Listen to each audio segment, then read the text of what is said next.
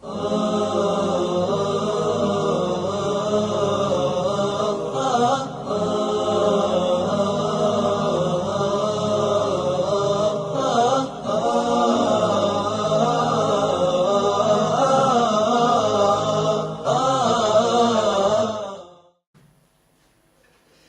téléspectateurs, Assalamu alaikum wa rahmatullahi ta'ala wa barakatuh, qui signifie tout simplement que la grâce et la bénédiction d'Allah soient avec vous. Avant toute chose, comme le veut la tradition, nous rendons louange méritée à Allah, Seigneur de l'univers, paix et bénédiction d'Allah sur le dernier de tous les messagers, Muhammad, sallallahu alayhi wa alihi wa sahbihi wa sallam, à sa sainte famille, à ses nobles compagnons et à tous ceux-là qui les suivent et qui continuent à les suivre jusqu'au jour dernier. Votre émission « L'amour de la nation ou de la patrie » fait partie de la foi, est heureuse aujourd'hui de vous entretenir toujours sur ces thèmes, mais cette fois-ci, nous voulons y apporter des éléments nouveaux pour que nous essayons tous, dans la mesure du possible, à cerner, à essayer de comprendre qu'est-ce que c'est l'amour de la patrie. Alors, il apparaît dans l'islam cet adage qui n'est pas un hadith, parce qu'il ne faudrait pas confondre lorsqu'on dit « Hubbul watan min al-iman », l'amour de la nation fait partie de la foi, ce n'est pas un hadith, comme les ulémas ne cessent de le déclarer, mais c'est un adage, c'est une anecdote qui, vraiment, son contenu nous plaît beaucoup. Et s'il était un hadith, nous pouvons les qualifier comme étant un hadith daif, un hadith faible. Et comme vous connaissez que dans un hadith peut être faible, mais son contenu est important. Donc nous, ici, ce qui nous intéresse, c'est le contenu qui révèle, n'est-ce pas, cet adage qui dit « Hubbul watan min al-iman ». L'amour de la nation fait partie de la foi. Et cette émission, nous osons croire que nous allons la boucler parce que nous avons développé un certain nombre de choses, mais nous ne cesserons pas de nous répéter ou, pourquoi pas aussi, ajouter des éléments nouveaux pour ceux-là qui vont nous capter ou nous suivre pour la première fois. Alors, nous disons, l'amour de la patrie fait partie de la foi. On doit aimer d'abord sa patrie, sa nation. Allah subhanahu wa ta'ala, Allah est très glorieux, les très exaltés nous dit « Inna khalaqnakum min dhakarin wa untha » Certes, nous vous avons créé émanant d'un mâle et d'une femelle. وَجَعَلْنَاكُمْ شُعُوبًا وَقَبَائِلَ لِتَعَارَفُوا. Et nous vous avons créé en ethnie, un clan et un tribu pour que vous vous entreconnaissiez. إِنَّ أَكْرَمَكُمْ عِنْدَ اللَّهِ أَتْقَاكُمْ. Et le plus noble d'entre vous est le plus pieux. Alors, si nous faisons la déduction de ces versets, nous allons tout de suite comprendre que Allah subhanahu wa ta'ala n'a pas créé des patries, mais il a créé cet univers, il a créé ces vastes étendues de la terre qui, Allah nous les a donnés comme un don, comme lieu de repos, ou pourquoi pas aussi source de notre vie. Donc, il nous a donné cette terre et il nous a enjoint aussi quelques recommandations par rapport au traitement de cette terre. Il nous dit par exemple وَلَا تَجْعَلُوا فِي الْأَرْضِ فَسَادًا بَعْدَ إِصْلَاحِهَا. Il dit ne s'aimez pas les désordres sur la terre pendant que Allah l'a déjà restaurée. Donc cette terre qui constitue pour nous notre demeure bien sûr a déjà été restaurée par Allah subhanahu wa ta'ala. C'est ainsi, nous allons voir plus tard toujours dans cette émission comment Allah subhanahu wa ta'ala nous enjoint même l'amour de sa nature. Alors, parce que nous disons que Allah n'a pas réparti, n'est-ce pas, les nations pour dire, ici c'est l'Arabie Saoudite, ici c'est la République démocratique du Congo, ici c'est le Congo-Brazza, ici c'est l'Angola, la France, le Yémen, le Qatar, le Bahreïn, ou la Hollande, la Suisse, ainsi de suite. Dieu n'a pas, n'est-ce pas, réparti ces vastes étendues en territoire. Mais il nous a donné ces terres comme une responsabilité, et comme nous l'avons dit précédemment, que ces terres constituent pour nous des mers, pour, n'est-ce pas, y vivre. Alors, après, l'évolution du temps a fait que cette notion de la patrie s'est vite introduite entre 18e et 19e siècle. C'est là où on va parler de la patrie ou des nations tout court. Alors, par nation, nous comprenons que ce sont des États avec ses habitants, avec ses institutions, avec les habitants qui ont, n'est-ce pas, l'envie de vivre ensemble, avec ce que nous appelons l'identité commune. Cas de la République démocratique du Congo, qui a été, n'est-ce pas, à la conférence de Berlin, et il y a eu la répartition, n'est-ce pas, de l'Afrique, si je ne m'abuse, c'était aux environs, à l'an 1881, que les Occidentaux, les puissants, se sont décidés à se partager, n'est-ce pas, les terres africaines, jusqu'à ce qu'aujourd'hui, nous avons la République démocratique du Congo qui devient pour nous notre chère et belle patrie, notre beau pays, la République démocratique du Congo. Et nous sommes devenus les habitants, n'est-ce pas, de cette patrie qui est la terre de nos ancêtres, la terre de nos aïeux, la terre de nos grands-pères. Alors, cette nation, la République démocratique du Congo, lorsqu'elle devient, ou d'autres pays bien sûr, lorsque ces nations deviennent pour nous des pays, nous devons premièrement respecter ces lois, ces institutions. Par institution, nous voyons aussi les animateurs de ces institutions qui méritent de nous, population, n'est-ce pas, amour, abnégation. Mais nous allons voir plus tard, parce que nous avons dit que nous avons déjà abordé cette question, mais nous ne cesserons pas toujours de l'aborder avec de plus amples détails pour que nous saisissions la portée de notre émission qui est l'amour de la patrie fait partie de la foi. Alors, une fois que nous sommes devenus habitants, citoyens, n'est-ce pas, de ces nations, nous respectons ces institutions, ces animateurs, et pourquoi pas aussi ces habitants.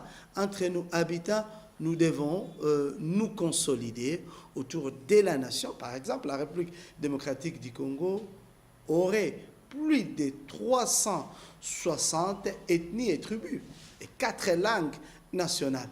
Mais lorsque nous parlons de la patrie, donc nous voyons ici l'ensemble de gens qui aspirent à un seul but, à un même objectif, celui de promouvoir et de se promouvoir. Et celui aussi, le but aussi, celui d'apporter, n'est-ce pas, son apport. C'est ainsi, dans les précédentes émissions, nous avons dit qu'on ne peut pas se réclamer citoyen de cette nation sans toutefois aussi y apporter son apport. Le Saint-Prophète nous dit que la quête du savoir est une obligation pour chaque musulman et chaque musulmane. Alors, lorsqu'on acquiert les savoirs, lorsqu'on acquiert les connaissances, qu'est-ce qu'il nous faut? Il faut partager, n'est-ce pas, ces savoirs aux autres, n'est-ce pas, aux membres de cette communauté. Donc, lorsque nous disons l'amour de la patrie fait partie de la foi, c'est un adage, mais son contenu est vraiment intéressant et il nous intéresse. Je pense que vous aussi, comme moi, vous vous intéressez, n'est-ce pas, à ce beau adage qui vraiment contient de très grandes leçons. Alors, il n'y a pas vraiment des hadiths, n'est-ce pas, sur ces sujets. Mais nous allons faire notre déduction. Nous allons voir même les saints prophètes de l'islam a aimé, n'est-ce pas, sa chère patrie, qui n'est autre que la Mecque. Il vous souviendra que le saint prophète de l'islam est né à la Mecque. C'est là où il a reçu sa révélation. Mais lorsque cette terre lui était devenue hostile, le saint prophète s'est déplacé avec la permission d'Allah. Il s'est immigré vers Al-Madinat al-Munawwara qui était à cette époque-là, qui s'appelait Yathrib. Alors, Yathrib, nous pouvons dire que Madinah al-Munawwara aujourd'hui, la ville éclairée aujourd'hui, parce qu'on l'a nommée ainsi, parce que à l'arrivée du Saint-Prophète, cette ville qui était une ville habitée par le peuple juif, notamment les Bani Nadir, Bani Qaynuqa et Bani Quraïda. Mais quand le Saint-Prophète est venu, voilà, il ne cessait de répéter ses propos. De versets du Saint-Coran. Ta'alaw ila kalimati sawa. Venez pour que nous constituions tous une seule identité. Kalimati sawa. Donc, une parole commune, que nous ayons tous une même identité. Donc, par cette déduction que nous faisons, nous pouvons comprendre qu'il y a aussi cette notion que nous avons dit, la seconde patrie. Il y a des expatriés qui ont choisi nos pays et qui ont choisi certains pays comme des secondes patries. Et des autochtones. Et ceux-là qui sont, n'est-ce pas, étrangers ou expatriés, mais vivant, par exemple, en République démocratique du Congo, tous ensemble avec les autochtones et ces immigrés, tous doivent concourir au développement, à la promotion, n'est-ce pas, de cette nation qui est parfois appelée seconde nation, donc seconde patrie. Alors, dans un certain nombre de pays, on parle de l'identité nationale.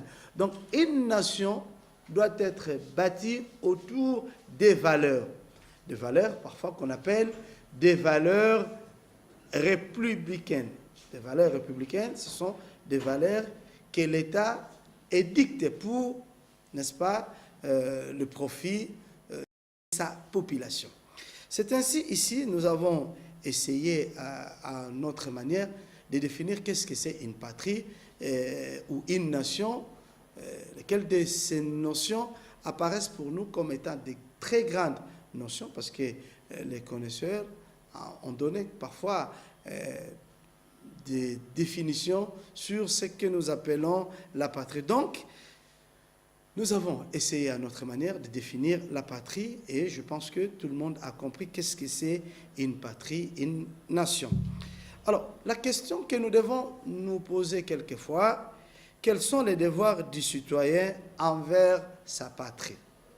Parce que lorsqu'on devient citoyen de cette patrie, l'on doit tout de suite comprendre que l'on a des droits comme l'on a aussi des devoirs.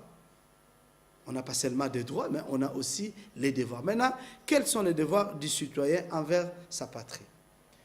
Il y a un savant américain, si je ne m'abuse, qui a dit, et ses propos est devenu très célèbre, et beaucoup de gens s'en servent pour, n'est-ce pas, encourager le membre d'une patrie à servir, n'est-ce pas, leur patrie.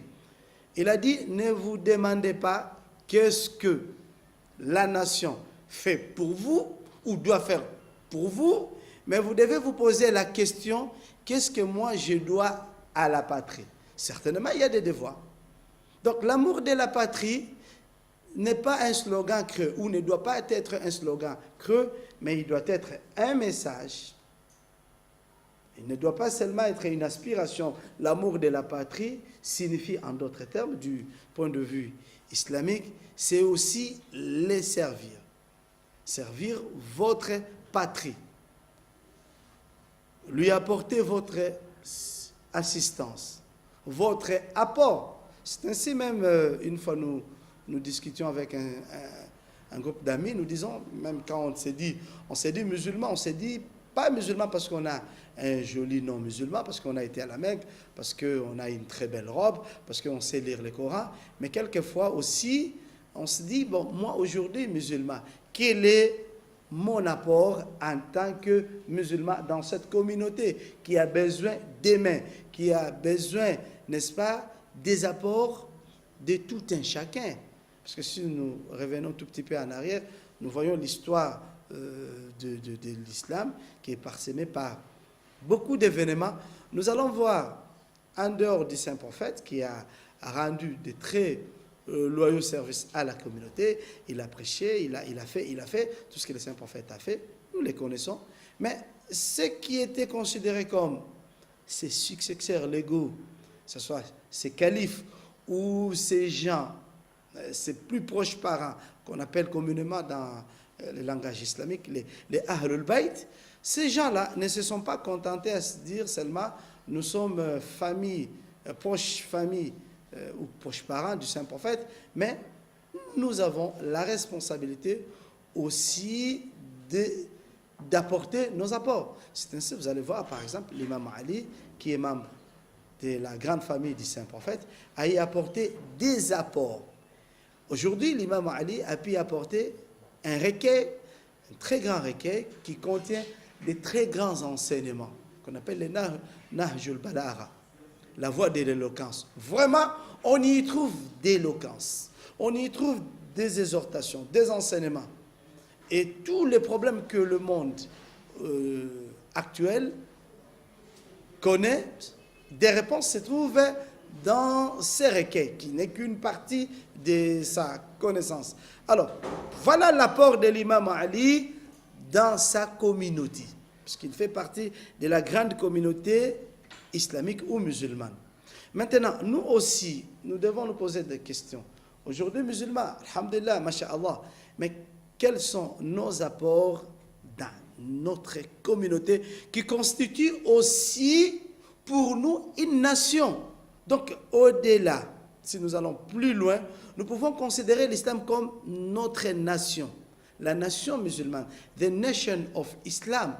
Ceux qui vont se rappeler de ce grand leader noir américain, Elijah Muhammad, qui avec sa fameuse association The Nation of Islam, il ne cessait de dire aux gens que le musulman, vous devez considérer, n'est-ce pas, l'islam comme étant votre nation, tout en ne pas négliger aussi nos nations. Donc, et l'islam et nos nations respectives attendent de nous, n'est-ce pas, des apports. C'est dans ce sens-là qu'on peut se dire vraiment qu'on est musulman qui aime sa patrie, et aimer sa patrie, comme nous l'avons dit, signifie lui apporter son secours, l'aimer et aussi, n'est-ce pas, apporter le meilleur de soi-même. Donc, ce thème, l'amour de la patrie, fait partie de la foi, comme nous l'avons dit, ce n'est pas un hadith non plus, mais c'est un adage arabe qui est devenu célèbre, et beaucoup l'ont confondu avec un hadith, mais les ulémas, les grands savants, nous ont dit que ce n'est pas un hadith, mais son contenu est vraiment si important. Et les Arabes ont beaucoup d'adages qui vont dans ce sens-là, qui vont dans le sens d'encourager les gens vers l'amour de la patrie, lorsque même un adage arabe dit « Al-Watan, Al-Watan, wa in kana fawqa al-Jabal ». Une nation reste une nation, même si elle se trouve au-dessus d'une montagne. أقول قولي هذا أستغفر الله لي ولكم والسلام عليكم ورحمة الله تعالى وبركاته.